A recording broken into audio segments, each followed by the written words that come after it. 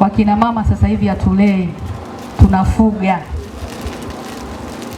Mtoto anatoka sekondari hajui kuosha vyombo, unampa simu, unamnunulia kingamuzi kuanzia asubuhi akitoka likizo, kuanzia siku ya kwanza hadi siku ya 30. Kazi yake ni kuamka asubuhi, kuingia kwenye TV mpaka jioni. Naomba tulee watoto, tuache kufuga watoto. Mitandao ya kijamii imetuharibu sana. Sasa hivi unakuta mtu anaolewa hata kupika ugali hajui. Tuachane na mambo ya utandawazi, tuishi maisha ya asili ya Mtanzania. Wanawake wenzangu, tunaelewana? Kila kitu kwa kiasi. Tusipolea watoto tunafuga watoto.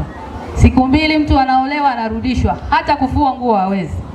Niombe kwamba tulee watoto. Jinsi ambavyo wanatoka shule, mfundishe kufua shati lake.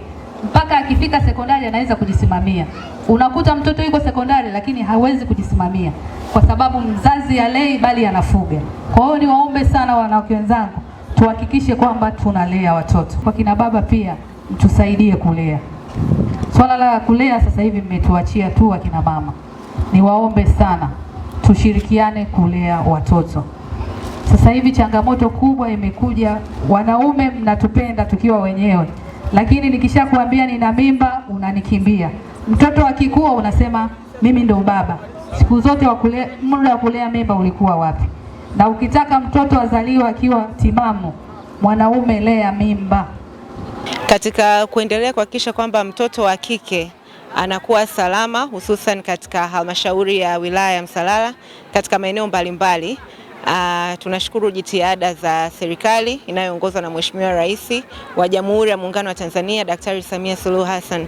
Tumepokea fedha zaidi ya milioni 500 kwa ajili ya ujenzi wa mabweni kwa ajili ya watoto wa kike, lakini katika hayo ikiwepo ni watoto wa kike na watoto wa kiume pia wamenufaika humo.